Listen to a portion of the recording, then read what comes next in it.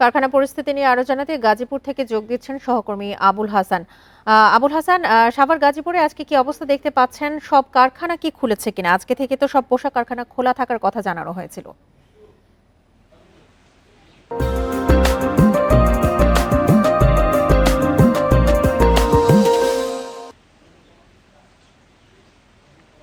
দেখুন, গত বৃহস্পতিবার গাজীপুরে ৮টি কারখানা বন্ধ ছিল এবং ৩০টি কারখানায় ছুটি ঘোষণা করা হয়।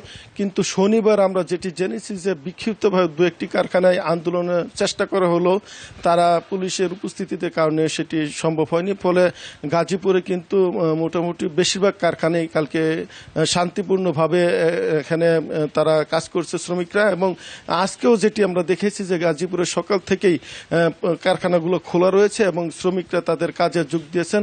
এবং এখন পর্যন্ত আমরা যেটি খবর পেয়েছি যে কোথাও কোনো অপ্রীতিকর ঘটনা ঘটেনি এবং কোনো ধরনের শ্রমিক অসন্তোষের খবর আমরা কিন্তু পাইনি। আমি একজন শিল্প পুলিশের অতিরিক্ত পুলিশ সুপারের সঙ্গে কথা বলেছিলাম। তিনি আমাদেরকে যেটি জানিয়েছেন যে কারখানায় নিরাপত্তায় তাদের অতিরিক্ত পুলিশ এখানে কাজ করছে, এছাড়া সেনাবাহিনী টহল রয়েছে।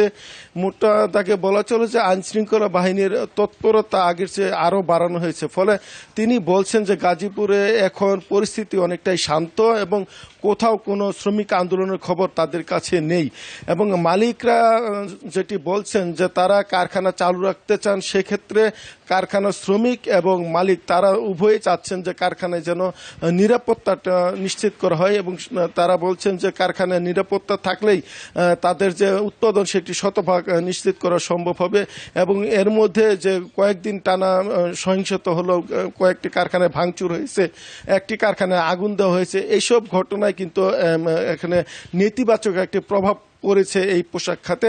মালিকরা বলছেন যে আইনশৃঙ্খলা বাহিনীর যে তদারকি সেটি যদি বাড়ানো হয় এবং যারা এই ঘটনার সাথে জড়িত তাদেরকে শনাক্ত করে আইনের আওতা আনা গেলে তারা যে কারখানাগুলো এখন যেটি হুমকির মুখে পড়েছে সেটি থেকে ঘুরে দাঁড়াতে পারবেন। এবং আরেকটি বিষয় আপনার কাছে একটু জানতে চাই, গতকাল যখন শ্রম উপদেষ্টা আসিফ মাহমুদের সঙ্গে বৈঠক হয়েছে বিজিএমইএ ভবনে, সেখানে কিন্তু প্রতিষ্ঠানের মালিকরা বলেছেন যে শ্রমিক অসন্তোষের কারণে এখন পর্যন্ত ২৭০টি কারখানা বন্ধ হয়ে গেছে।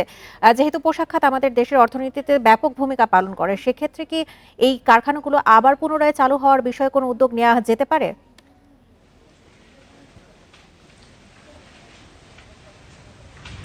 দেখুন, বন্ধ কারখানা যেটি বলেছি যে বৃহস্পতিবার গাজীপুরে ৮টি কারখানা বন্ধ ছিল এবং ৩০টি কারখানায় ছুটি দেওয়া হয়েছে অপ্রীতিকর ঘটনা এড়াতে। আজকে আমরা যে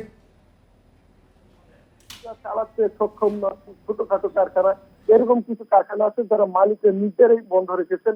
এই ধরনের প্রতিষ্ঠান ছাড়া বাকি কারখানাগুলো আজকে কিন্তু উৎপাদন চলছে এবং শান্তিপূর্ণ ভাবে কিন্তু সকাল থেকে বৃষ্টি উপেক্ষা করে শ্রমিকরা কাজে যোগ দিয়েছেন। এবং মালিক শ্রমিক সবাই আশা করছেন যে এই যে গার্মেন্টসের যে একটি অর্থনৈতিক এখানে বাংলাদেশের জন্য ইতিবাচক একটি খাত, সেই খাতকে যেন টিকে রাখা যায় সে ব্যাপারে শ্রমিকরাও চাচ্ছেন যে এই কারখানাগুলো যেন চালু থাকে। এবং শ্রমিকরা যেটি বলছেন যে তারা তাদের কিছু দাবি দেওয়া রয়েছে, কিন্তু তারা চাচ্ছেন যে এই দাবি দেওয়া মেনে নেওয়ার পর কারখানাগুলো যেন সচল থাকে, তাদের রুটি রুজি যেন বন্ধ না হয়, এই ধরনের দাবি কিন্তু শ্রমিকরা করছেন। ফলে শ্রমিকদের মধ্যে যারা সত্যিকারের শ্রমিক মালিকরা বলছেন যে তারা এসব ভাঙচুর লুটপাটের সাথে জড়িত না, বহিরাগত কিছু মানুষ এবং যারা তৃতীয় পক্ষ ইন্ধনদাতা তারাই মূলত এই ছাত্র স্থিতি করার চেষ্টা করছে। এবং মালিকরা বলছেন যে এই যে চিহ্নিত যে যারা এই কাজ করছে তাদেরকে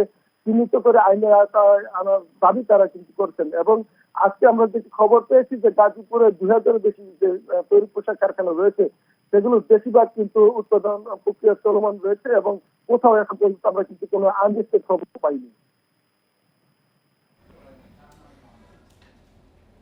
গাজীপুর থেকে জানাচ্ছিলেন আবুল হাসান।